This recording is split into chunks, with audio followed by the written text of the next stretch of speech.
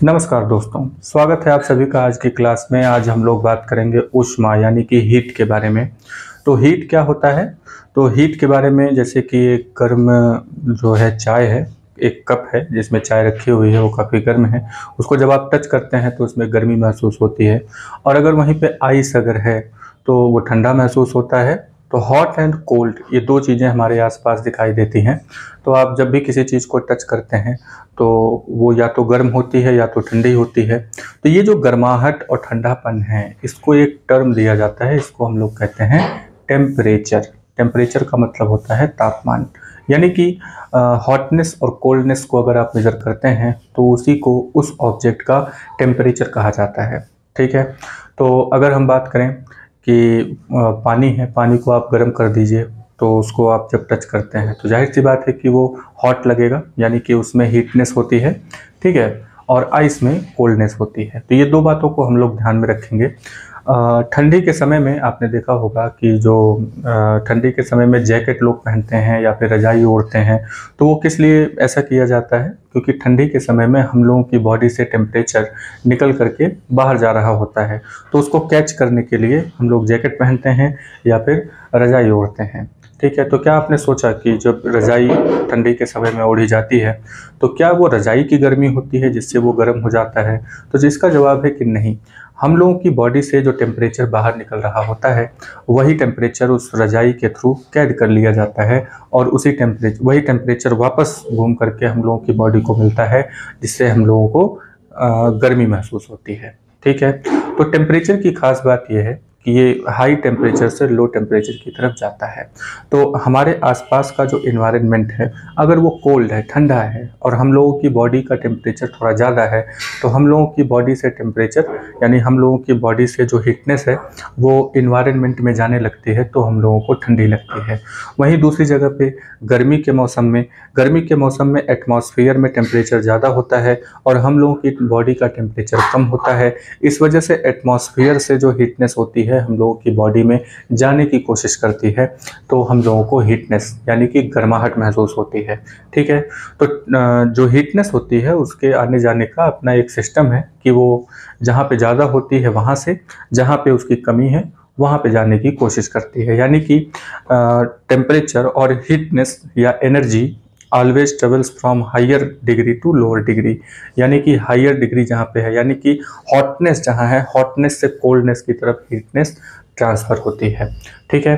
तो आइए बात करते हैं। यहाँ पे दो चीज़ें हैं, एक है टेम्परेचर। तो टेम्परेचर की डेफिनेशन हम लोग राइट कर लेते हैं। टेम्परेचर की डेफिनेशन क्या हो जाएगी कि a reliable measure of hotness, यानी हॉटनेस को एक ठीक ठाक तरीके से मेज़र अगर आप कर लेते हैं तो उसी को हम लोग टेम्परेचर कहते हैं। ठीक है। टेम्परेचर स्पेलिंग हुआ टेम्परेचर। ठीक है। तो TEM टेम PER पर ATURE टेम्परेचर। ठीक है। तो टेम्परेचर को मेज़र कर लेते हैं अगर हम किसी चीज़ का। ठीक है। किसी चीज़ के हीटनेस को अगर हम मेज़र कर लेते हैं तो उसको टेम्परेचर कहा जाता है। तो टेम्परेचर को मेज़र करने के लिए एक डिवाइस यूज़ की जाती है जिसका नाम है थर्मामीटर। क्या नाम है इसका? थर्मोमीटर। थर्मोमीटर, ये जो थर्म वर्ड है ये गर्माहट से रिलेटेड है। थर्म का मतलब क्या होता है? थर्म का मतलब है गर्मी।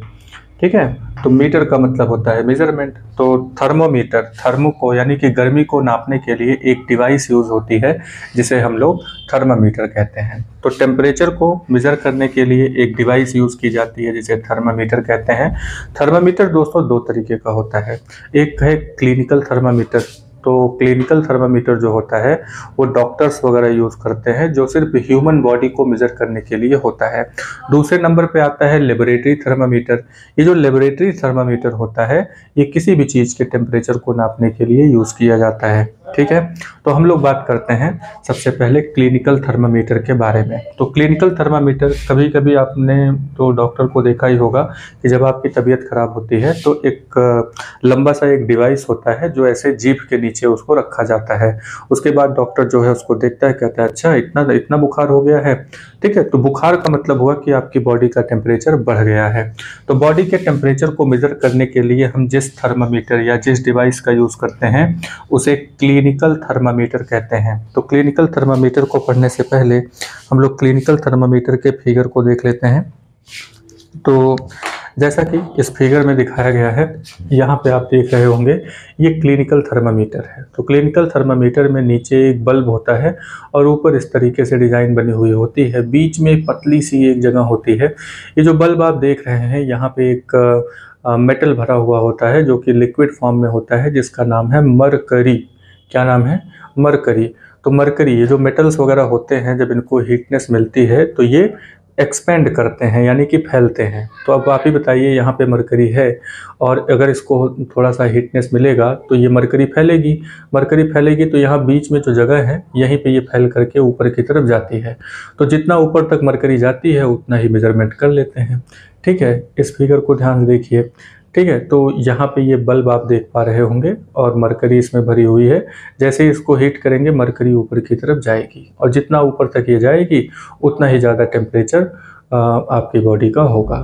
ठीक है, तो ये इसमें दो मेजरमेंट यूनिट दी गई है, एक डिग्री फ़ारेनहाइट दिया हुआ है और एक डिग्री सेल्सियस दिया हुआ है। तो हम लोगों की बॉडी का टेम्परेचर जो होता है वो डिग्री सेल्सियस में भी नाप सकते हैं और डिग्री फ़ारेनहाइट में भी नाप सकते हैं। तो डिग्री सेल्सियस में अगर हम बात करें तो ये जो क्लिनिकल थर्मामीटर है ये 35 डिग्री सेल्सियस से लेकर के 42 डिग्री सेल्सियस तक होता है। 35 डिग्री सेल्सियस से लेकर के 42 डिग्री सेल्सियस तक क्लिनिकल थर्मामीटर का जो रेंज है वो होता है, क्योंकि हम लोगों की जो बॉडी होती है वो 37 डिग्री सेल्सियस पर कांस्टेंट बनने की कोशिश करती है। क्योंकि हम लोगों की जो बॉडी होती है वो होम्योस्टैसिस शो करती है। हम लोग अपनी बॉडी का टेम्परेचर खुद मतलब एक मेंटेन रखते हैं, ना तो बहुत ज़्यादा हीट होने देते हैं, ना ही बहुत ज़्यादा कोल्ड होने देते हैं। लेकिन जब एक्सट्रीम कंडीशन आती है तो हम लोगों की बॉडी का टेम्परेचर 35 डिग्री सेल्सियस तक आ सकता है, जो कि बहुत ही कम है और ऐसे कंडीशन में डेथ भी हो सकती है। इसके नीचे और गया तो डेथ भी हो जाएगी। 37 डिग्री सेल्सियस से ऊपर अगर बॉडी टेम्परेचर जाता है तो उसको फीवर की कंडीशन कहते हैं और वो बड़ी ही खतरनाक कंडीशन है वो भी। और अगर 40 डिग्री सेल्सियस से ऊपर चला गया बॉडी टेम्परेचर तो वो डेथ की कंडीशन होती है, यानी कि बॉडी में जो सेल्स लगे हुए हैं वो प्रॉपर फंक्शन नहीं कर पाते हैं और डेथ हो जाती है। ठीक है, तो आइए क्लिनिकल थर्मामीटर के बारे में कुछ बातें यहाँ पे नोट कर लेते हैं। तो जैसा कि फिगर में आपने देखा कि क्लिनिकल थर्मामीटर में कंसिस्ट मतलब बना हुआ होता है। तो clinical thermometer is consist of a long narrow uniform glass. यहाँ पे एक ग्लास लगा होता है, एक लंबा सा, ये आप देख रहे हैं ना, लंबा सा ये ग्लास लगा हुआ है जिसको ग्लास ट्यूब कहते हैं। तो ये जो ग्लास ट्यूब है, एक बड़ा सा ग्लास ट्यूब होता है और एक एंड पर यहाँ पे बल्ब लगा हुआ होता है। यहाँ पे ये बल्ब लगा हुआ होता है और यहीं पे मरकरी भरा हुआ होता है। ठीक है, तो इसी बल्ब में क्या होता है, बल्ब में मरकरी भरा हुआ होता है। तो दो बातें यहाँ पे, 2-3 बातें हो गई कि एक लंबा सा यूनिफॉर्म ग्लास होता है। मतलब इसका डिस्क्रिप्शन अगर लिखना हुआ क्लिनिकल थर्मामीटर का तो क्या लिखेंगे कि यहाँ पे एक लंबा सा ग्लास होता है जो कि यूनिफॉर्म होता है, इसके एक एंड पर बल्ब लगा हुआ होता है और इस बल्ब में मरकरी भरा हुआ होता है। मरकरी एक मेटल है जो कि लिक्विड स्टेट में रहता है। नॉर्मल टेम्परेचर पे ये लिक्विड स्टेट में रहता है। ठीक है, ये इसकी खास बात है। तो बल्ब के बाहर outside the bulb A small shining thread of mercury can be seen. तो बल्ब जो लगा हुआ होता है तो वहां पे आप मरकरी को देख सकते हैं। तो एक चमकता हुआ शाइनिंग थ्रेड टाइप का, शाइनिंग यानी कि चमकदार और थ्रेड मतलब रस्सी की तरह, मतलब वहाँ पे चमकता हुआ मरकरी आप देख सकते हैं। तो ये जो स्केल है क्लिनिकल थर्मामीटर में वो सेल्सियस स्केल होता है, सेल्सियस स्केल। ठीक है, तो जो सेल्सियस स्केल होता है वो कितने सेल्सियस से कितने सेल्सियस तक की बात होती है कि जैसा हम लोगों ने फिगर में देखा कि जो क्लिनिकल थर्मामीटर होता है वो 35 डिग्री सेल्सियस से 45 डिग्री सेल्सियस तक टेम्परेचर मेजर कर सकता है। 35 से नीचे नहीं और 42 के ऊपर नहीं। ठीक है, तो थर्मामीटर को अगर हमें रीड करना है, अगर आप चाहते हैं कि आप खुद थर्मामीटर, आप एक डॉक्टर बन जाएं और आप थर्मामीटर का यूज़ करके बॉडी के टेम्परेचर का पता लगाएं, तो थर्मामीटर को इससे पहले कि आप यूज़ करें कुछ यहाँ पे प्रिकॉशंस हमें ध्यान में रखना होगा कि थर्मामीटर को यूज़ करने से पहले उसे अच्छी तरीके से हमें धो लेना चाहिए। वॉश्ड का मतलब होता है धो लेना। तो should be washed before and after use. Thermometer को यूज़ करने से पहले और यूज़ करने के बाद हमें धो लेना चाहिए, और ख़ास करके यहाँ पे प्रीफर किया जाता है कि कोई एंटीसेप्टिक सॉल्यूशन अगर है तो उससे आप धुलाई करिए, ठीक है। और हमें ये भी इंश्योर करना होता है मेजरमेंट करने से पहले कि जो मरकरी का लेवल है वो 35 डिग्री सेल्सियस से नीचे होना चाहिए। 35 डिग्री सेल्सियस से नीचे मरकरी का लेवल होना चाहिए, तब आप उसे यूज़ करेंगे तो हम लोगों की बॉडी का टेम्परेचर 37 डिग्री सेल्सियस पे जाके टिकेगा, क्योंकि ह्यूमन बॉडी का जो टेम्परेचर होता है वो 37 डिग्री सेल्सियस होता है, ठीक है। तो अगर हम स्केल की बात करें थर्मामीटर में, तो यहाँ पे जो स्केल्स लगे हुए होते हैं, तो ये जो दो यूनिट आप यहाँ पे देख रहे हैं, इनके बीच में छोटे छोटे पार्ट होते हैं। तो ये जो बिगर मार्क आप देखते हैं, बिगर मार्क जो है वो 1 डिग्री कहा जाता है। बिगर मार्क जो होते हैं वो 1 डिग्री कहे जाते हैं, ठीक है। तो यहाँ पे ये जो बिगर मार्क है, ये जो बिगर मार्क आप देख रहे हैं इस तरीके से, तो ये जो होता है ये 1 डिग्री होता है, ठीक है। 1 डिग्री 1 डिग्री 1 डिग्री ऐसे करते हुए आगे की तरफ बढ़ते हैं।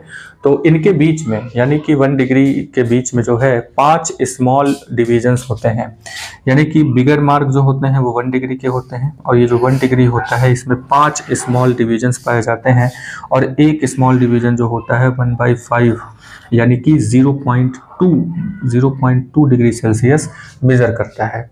यानी कि एक जो छोटा यूनिट है वो 0.2 डिग्री सेल्सियस मेजर करेगा, और एक बड़ी यूनिट जो होती है वो जो है 1 डिग्री मेजरमेंट करती है। तो अगर हम ह्यूमन बॉडी की बात करें तो नॉर्मल ह्यूमन बॉडी जो होता है वो 37 डिग्री सेल्सियस टेम्परेचर रखता है, ठीक है। तो ह्यूमन बॉडी का जो टेम्परेचर है वो 35 डिग्री सेल्सियस से नीचे नहीं जा सकता, और 45 डिग्री सेल्सियस से ऊपर नहीं जा सकता। ऊपर जाने का मतलब हुआ कि हालत एकदम ख़राब, टाटा बाय बाय वाली कंडीशन आ जाती है, ठीक है। इसीलिए क्योंकि हम लोगों की बॉडी का जो रेंज है वो 35 डिग्री सेल्सियस से 42 डिग्री सेल्सियस, मिनिमम 35 है और मैक्सिमम 42 डिग्री सेल्सियस है। यही कारण है कि जो क्लिनिकल थर्मामीटर होते हैं उनका रेंज 35 डिग्री सेल्सियस से 42 डिग्री सेल्सियस तक होता है, ठीक है। जो क्लिनिकल थर्मामीटर है वो 35 डिग्री सेल्सियस से 42 डिग्री सेल्सियस तक होता है, ठीक है। अगर आप थर्मामीटर को यहाँ पे यूज़ करना चाहते हैं तो हमें कुछ कॉशन यानी कि ध्यान रखना होता है। तो थर्मामीटर को हमें सिर्फ बॉडी टेम्परेचर को, जो क्लिनिकल थर्मामीटर है उसका यूज़ सिर्फ बॉडी टेम्परेचर को मेजर करने के लिए करिए, किसी दूसरे चीज़ों के मेजरमेंट के लिए क्लिनिकल थर्मामीटर नहीं होता। Do not use a clinical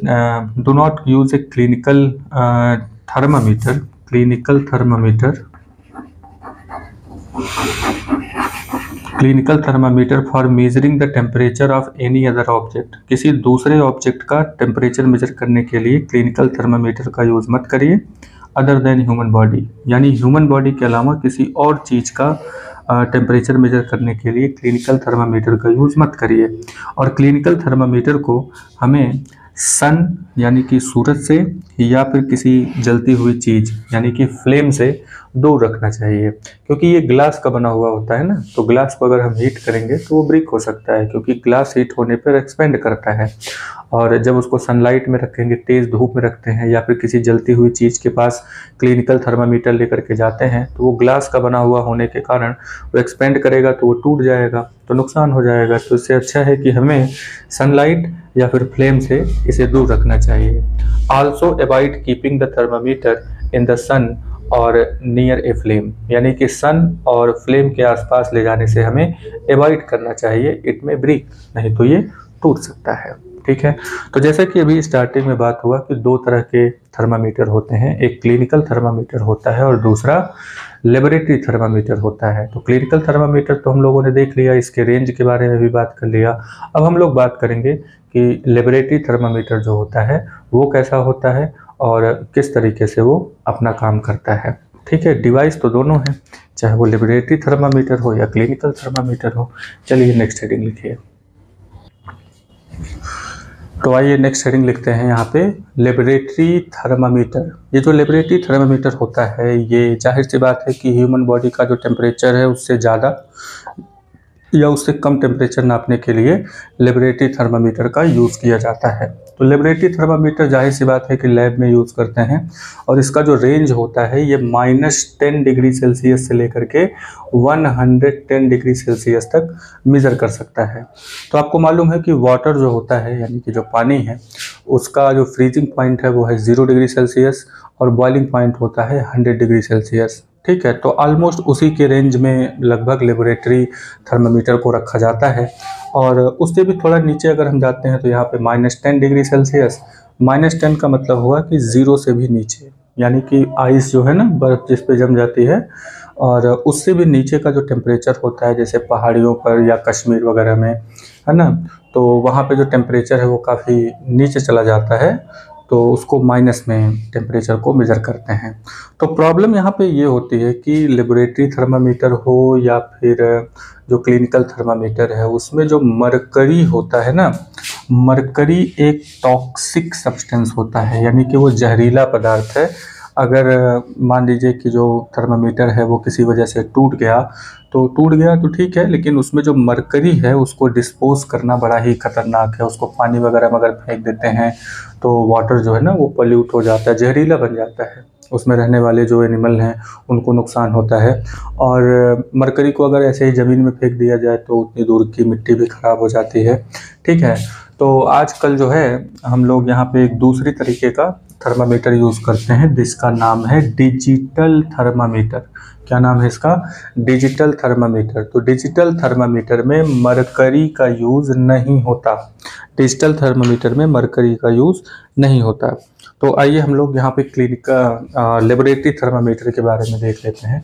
तो यहाँ पे ये फिगर आप देख रहे हैं, ये लेबोरेटरी थर्मामीटर का फिगर है। लेबोरेटरी थर्मामीटर में जैसा कि आप देख रहे हैं कि यहाँ पे -4 से लेकर के वो अपने सहूलियत के हिसाब से बनाते हैं। अब यहाँ पे -20 डिग्री सेल्सियस से लेकर के 100 डिग्री सेल्सियस तक का टेम्परेचर आप इस थर्मामीटर से मेज़र कर सकते हैं।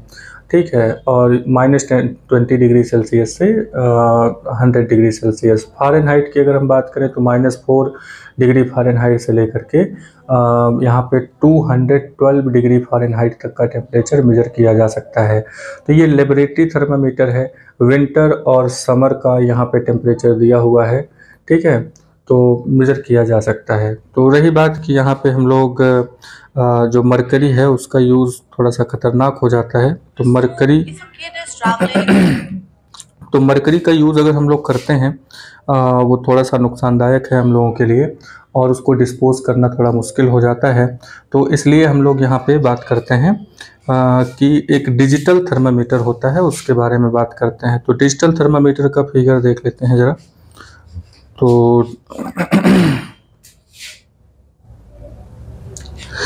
तो मार्केट में इस तरह का थर्मामीटर आपको दिखाई देगा। ये डिजिटल थर्मामीटर है, क्योंकि ये डिजिटली टेम्परेचर को मेज़र करता है। आप इसको कहीं पे टच करवाएंगे तो इस तरीके से यहाँ पे लिखा हुआ आपको दिख जाएगा। तो इसको डिजिटल थर्मामीटर कहते हैं। ठीक है। तो नेक्स्ट नंबर पे बात करते हैं कि transfer of heat. Transfer of heat का मतलब होता है कि हीट को एक जगह से दूसरी जगह पे कैसे ट्रांसफ़र किया जा सकता है, या हीट अपने आप ट्रांसफ़र कैसे होती है। तो अगर हम बात करें एक कप चाय की, तो दोबारा से आते हैं। जैसे कि मान लीजिए कि आपको चाय बनाना है, तो चाय बनाने के लिए आप उसको गैस पर रखते हैं, उसके बाद पानी वगैरह डालते हैं, दूध डालते हैं, उसको हीट करते हैं। तो हीट करेंगे तो गर्म हो जाएगा, जाहिर सी बात है। तो गर्म इसलिए होता है क्योंकि उसने टेम्परेचर को एब्जॉर्ब किया, और टेम्परेचर को एब्जॉर्ब करके वो हीट हो जाता है। और फिर एक कप चाय जब आप निकालते हैं और उसको एक प्लेट में रख देते हैं, तो उसमें होता क्या है कि उसका जो हीटनेस है वो धीरे धीरे, क्योंकि वो बहुत ज़्यादा हीट हो गया और हमारे आसपास का जो एटमॉस्फेयर है उसका टेम्परेचर लो होता है, यानी उस कप से तो लो ही होता है। तो कप जो टी है उसमें जो चाय भरा हुआ है उसका जो टेम्परेचर एटमॉस्फेयर से हाई है, तो हाई टेम्परेचर से लो टेम्परेचर की तरफ जो हीटनेस होती है वो ट्रांसफ़र होने लगती है। ठीक है। तो कुछ इस तरीके का, अगर मान लीजिए इस तरीके से बना हुआ है, ये प्लेट है। तो प्लेट में अब यहाँ पे इस तरीके से चाय जो है रखी हुई है। तो इसमें होता क्या है कि आप देखेंगे इस तरीके से वेपर के फॉर्म में यह हीटनेस जो है बाहर जा रही होती है, या फिर यहाँ अगल बगल से भी जो हीटनेस होती है वो बाहर जा रही होती है। ठीक है। तो हीटनेस जो है हीटनेस एटमॉस्फेयर में बाहर चली जाती है, और जब हीटनेस एटमॉस्फेयर में बाहर चली जाती है तो वो चीज़ या जो भी चीज़ एटमॉस्फेयर से ज़्यादा हीट होता है वो नॉर्मल टेम्परेचर में आ जाता है, यानी एटमॉस्फेयर के टेम्परेचर के बराबर आ जाता है। ठीक है, तो हमारा जो इन्वायरमेंट है उसमें ये प्रोसेस हमेशा होती रहती है, सब कुछ एकदम इक्वल रखने की कोशिश की जाती है कि न कोई चीज़ बहुत ज़्यादा हो न कोई चीज़ बहुत कम हो। ठीक है, तो जैसे ही यहाँ पे हीटनेस की बात होती है तो अगर किसी चीज़ का हीटनेस ज़्यादा है तो वहाँ से हीटनेस निकल करके उस जगह जाने लगती है जहाँ पे हीटनेस की कमी होती है। ठीक है, तो ट्रांसफ़र ऑफ हीट के बारे में अगर हम बात करें तो यहाँ पे वही चीज़ लिखा हुआ है कि अगर हम कोई पैन लेते हैं और उसको हीट करते हैं, गर्म करते हैं, ठीक है, और उसके बाद फिर उसे हम फायर से हटा लेते हैं तो धीरे धीरे ये ठंडा हो जाता है। तो ठंडा होने का क्या मतलब हुआ, पहले वो गर्म था उसके बाद फिर ये ठंडा हो गया, तो उसकी जो हीटनेस थी वो कहाँ चली गई, तो उसकी जो हीटनेस होती है वो ट्रांसफ़र हो जाती है कहाँ, फ्रॉम द पैन, यानी पैन से सराउंडिंग की तरफ वो, यानी कि उसके आसपास का जो माहौल है, जो एटमॉस्फेयर है वहाँ पे जो टेम्परेचर होता है वो ट्रांसफ़र हो जाता है, यानी कि जो हीटनेस है वो ट्रांसफ़र हो जाता है। मान लीजिए इस तरीके से पैन आपने लिया हुआ है, पैन को आपने हीट किया, हीट करेंगे तो ये हीट हो जाएगा, उसके बाद फिर जैसे ही इसको आप फायर से अलग करेंगे तो ये जो हीटनेस है इसकी ये एटमॉस्फेयर में इस तरीके से चली जाती है। शुरुआत में तो उसके पास हीटनेस होती है क्योंकि अभी भी तो आपने उसमें हीटनेस दिया था, उसके बाद फिर धीरे धीरे उसका हीटनेस एटमॉस्फेयर में चला जाता है और वो जो पैन होता है वो ठंडा हो जाता है। ठीक है, तो इससे हमें ये जानकारी मिलती है कि हीट जो है वो फ्लो होता है from hotter substance to colder substance, यानी जो हीट है वो हॉटर सब्सटेंस से कोल्डर सब्सटेंस की ओर फ्लो होता है। ठीक है, तो कोई भी चीज़ ऐसी हो जो ज़्यादा हॉट है तो उसके आसपास अगर कोई ठंडी चीज़ लेकर के आते हैं तो उसका हीटनेस जो है वो ठंडी चीज़ में ट्रांसफ़र हो जाता है। ये बात समझ में आई? तो इसी ट्रांसफ़र को यानी इसी हीट ट्रांसफ़र को एक प्रोसेस का नाम दिया जाता है जिसका नाम है कंडक्शन। क्या नाम है इसका? कंडक्शन। तो कंडक्शन क्या होता है? The process by which heat is transferred from hotter end to the colder end of an object. कोई सॉलिड मटेरियल है, जैसे कि मान लीजिए आयरन है, एल्यूमिनियम हो गया, कॉपर हो गया, आयरन हो गया, ठीक है, तो एक एंड से दूसरे एंड तक हीट का ट्रांसफ़र यहाँ पे हो जाता है। जैसे मान लीजिए ये आयरन की रॉड है, ठीक है, आयरन की रॉड इस तरीके से लगाया आपने और उसके बाद यहाँ पे इस तरीके से कैंडल लगा दिया, तो ये जो कैंडल है इस तरीके से इसको हीट कर रही है। तो आप जैसे जैसे देखेंगे कि हीट यहाँ पे बढ़ता जाता है, तो यहाँ पे कुछ वैक्स ले लीजिए, वैक्स से यहाँ पे नेल जो है इस तरीके से चिपका दीजिए। ठीक है, इस तरीके से वैक्स लेकर के हमने नेल चिपका दिया। ठीक, तो कुछ समय के बाद आप देखेंगे यहाँ पे कि ये जो हीटनेस हो रही है ये हीटनेस धीरे धीरे ट्रांसफ़र होती है। तो ट्रांसफ़र होते होते जब यहाँ पे पहुँचती है तो ये जो नेल है ये नीचे की तरफ गिर जाता है। फिर कुछ देर के बाद ये वाला नेल भी नीचे की तरफ गिर जाएगा, फिर ये नेल नीचे की तरफ गिर जाएगा, ये नेल नीचे की तरफ गिर जाएगा। तो नेल नीचे गिरने का क्या मतलब हुआ कि इसको तो हमने मोम से चिपकाया था, वैक्स से चिपकाया था, तो वैक्स जब हीट होता है तो वो मेल्ट हो जाता है। जब मेल्ट होगा तो ये जो नेल चिपका हुआ था वैक्स से वो नीचे की तरफ गिर जाता है। तो सबसे पहले तो ये वाला जो नेल है वो गिरता है, तो इससे पता चलता है कि हीट धीरे धीरे यहाँ पे आ चुकी है और फिर धीरे धीरे ये आगे की तरफ बढ़ती है, तो ये वाला वैक्स पिघल जाता है, यानी कि मोम पिघल जाएगा और फिर ये जो नेल है नीचे की तरफ गिर जाता है। यहाँ पे भी वैक्स पिघलेगा, ये जो नेल है नीचे की तरफ गिर जाएगा। तो इसी प्रोसेस को कंडक्शन कहते हैं। क्या नाम है इसका? कंडक्शन, यानी कि ले जा रहा है, कंडक्ट कर रहा है। ठीक है, तो इसी बेस पर यहाँ पे कुछ बातें लिखी गई हैं, जैसे कि कंडक्टर क्या होते हैं। तो जिनके अंदर कंडक्शन होता है वो कंडक्टर कहलाते हैं। मान लीजिए कि ये आयरन की रॉड है, तो आयरन की रॉड जो होती है ये अपने अंदर से हीटनेस को ट्रांसफ़र होने देती है। ठीक है, अपने अंदर से हीटनेस को ट्रांसफ़र होने देती है, इसीलिए इसे कंडक्टर कहते हैं। क्योंकि ये हीट को कंडक्ट कर रही है इसीलिए आयरन को कंडक्टर कहते हैं। तो कंडक्टर किसे कहते हैं? कंडक्टर क्या होता है? तो conductor the material which allow heat to pass through them, यानी कि ऐसे मटेरियल जो हीट को अलाउ करते हैं कि वो उसके अंदर से होकर के पास हो जाए। यानी कि हीट जब किसी चीज़ के अंदर से होकर के पास हो जाती है तो उसे कंडक्टर कहा जाता है। तो ऐसी ही चीज़ों को हम कंडक्टर कहते हैं जो अपने अंदर से, यानी कि easily allow to flow the heat through them, यानी कि उनके अंदर से हीटनेस को पास होने देते हैं। तो ऐसी चीज़ों को हम लोग कंडक्टर कहते हैं। एग्जाम्पल के तौर पे जो मेटल होते हैं, खास करके एल्यूमिनियम, कॉपर और आयरन जो है, ये कंडक्टर ऑफ हीट होता है, क्योंकि ये अपनी बॉडी के अंदर से हीट को ट्रांसफ़र होने देता है, इसलिए इसको कंडक्टर ऑफ हीट कहते हैं। नेक्स्ट नंबर पे इंसुलेटर्स आते हैं। तो हमारे आसपास कुछ चीज़ें ऐसी भी हैं जो अपने अंदर से हीट को ट्रांसफ़र नहीं होने देती हैं आसानी से, तो उनको पुअर कंडक्टर कहते हैं या फिर इंसुलेटर एक नाम दे देते हैं। तो एक का नाम कंडक्टर है जो ईजिली हीट को फ्लो होने देता है, दूसरे नंबर पे इंसुलेटर होते हैं जो ईजिली हीटनेस को फ्लो नहीं होने देते हैं। ठीक है, तो इसका डेफिनेशन क्या लिखेंगे?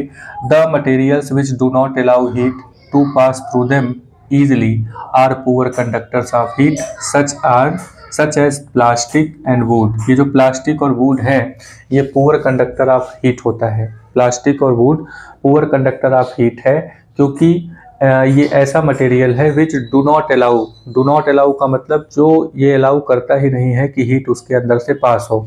तो जिन चीज़ों के अंदर से हीट पास नहीं होती है उसे हम लोग इंसुलेटर कहते हैं। फॉर एग्जांपल प्लास्टिक और वुड, लकड़ी जो होती है वो भी अपने अंदर से हीट को ट्रांसफ़र नहीं होने देती है।